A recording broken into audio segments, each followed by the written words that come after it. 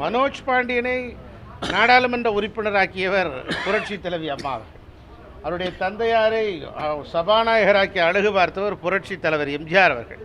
அவருடைய PH பாண்டியன் அவர்களுடைய துணைவியார் திரு மனோஜ் பாண்டியன் அவர்களுடைய அம்மா துணைவேந்தர் சிந்தியா பாண்டியன் அவர்களே புரட்சி தலைவி அம்மா அவர்கள் மனோன்மணியம் சுந்தரனார் பல்கலைக்கழகத்தினுடைய துணைவேந்தராக வைஸ் சான்சலராக நியமித்தார்.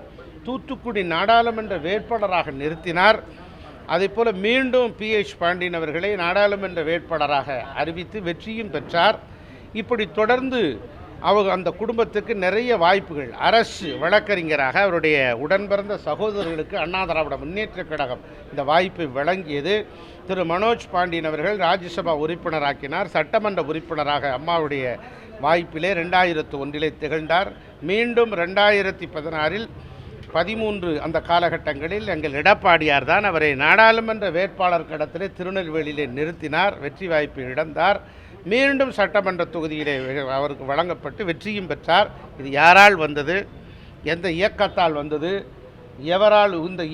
எவரால் நீங்கள் உருவாக்கப்பட்டீர்கள் என்பதை நன்றி மறந்து இன்று திமுகவுக்கு பஞ்சம் பிழைக்கப் போயிருக்கிறார் என்பதைத்தான் இப்போதைக்கு எங்களால் சொல்ல முடியும். அவருடைய தன்மானத்தையும் PH பாண்டியன் அவர்கள், அவருடைய தாயார் சிந்தியா பாண்டியன் அவர்கள், அவருடைய இந்த இயக்கத்தில் இருந்தவர்கள், திரு மனோஜ் பாண்டியன் இந்த அண்ணா திராவிட முன்னேற்றக் கழகத்தால் வளர்ந்தவர், தன்னுடைய தன்மானத்தை அடகு வைத்துவிட்டு திமுகவிலே சரணடைந்திருக்கிறார். ஆனால் இப்போது அப்படித்தானே சொல்லியாக வேண்டும். ஏற்கனவே அண்ணா திராவிட முன்னேற்ற கழகத்தால் வளர்ந்த ஒருவர் இப்போது பஞ்சம் பிழைக்க போயிருக்கிறார். பாவம், பரிதாபத்துக்குரியவராக விரைவிலே இருப்பார். மனோஜ் பாண்டியன் நேற்று தான் தெரிஞ்சுதான். சரி, திரு மனோஜ் பாண்டியன் அவர்கள் சட்டமன்ற உறுப்பினரை ராஜினாமா செய்து விட்டார். இது 3-4 வருடத்துக்கு முன்பே செய்திருக்கலாமே. வேறொரு வேட்பாளர் வந்திருப்பார், வேறொரு சட்டமன்ற உறுப்பினர் வெற்றி பெற்றிருப்பார்களே. இப்போது மீண்டும் தேர்தலில் வராது என்ற தைரியத்தினாலும் இல்லை மீண்டும் இந்த தேர்தலில் எனக்கு நீங்கள் போட்டியிட வாய்ப்பு வழங்க வேண்டும் என்கிற பேரத்தின் அடிப்படையிலும் திமுகவோடு சரணடைந்து விட்டார். ஆக இப்படி உள்ளடி வைத்து வேலை செய்கிறவர்களால் இந்த இயக்கத்தின்பால் எப்படி வளர்ந்திருக்கிறார்கள், இந்த இயக்கத்தை வளர்வதற்காக எப்படி துணை நிற்பார்களா? ஆக இவர்களெல்லாம் அண்ணா திராவிட முன்னேற்றக் கழகத்தை அழிக்க நினைத்தவர்கள். அண்ணா திராவிட முன்னேற்றக் கழகத்தில் இருந்து கொண்டு பி டீமாக திமுகவிலே செயல்பட்டவர்கள்.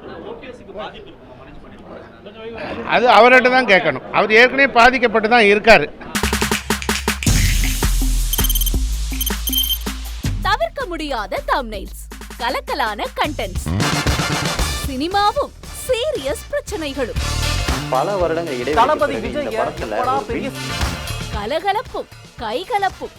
Me too, love you. Thank you so much. Mass ஏத்துறது ஏற்ற தெரிக்குதுனாலே டன்னு தான். பிரேக்கே இல்லாமல் பிரேக்கிங் நியூஸ் சொல்லும் தந்தி டிவி ஆப். இன்ஸ்டா தலைமுறை வரை இறங்கி அடிக்கும் தந்தி டிவியின் டிஜிட்டல் எக்ஸ்க்ளூசிவ். அது தண்ணிக்குள்ள போகும்போது ஹேங் ஆயிடுச்சு. உங்களுக்கு விஜய் சார் எந்த அளவுக்கு ரொம்ப பிடிக்கும்? Of course, Malayalis are huge Vijay sir fans. ரெண்டு பேருமே ரொம்ப பிடிக்கும் எனக்கு. தந்தி டிவி ஆப்பை இலவசமா டவுன்லோட் செய்யுங்க. ஃபாலோ பண்ணுங்க, சப்ஸ்கிரைப் பண்ணுங்க, என்ஜாய் பண்ணுங்க.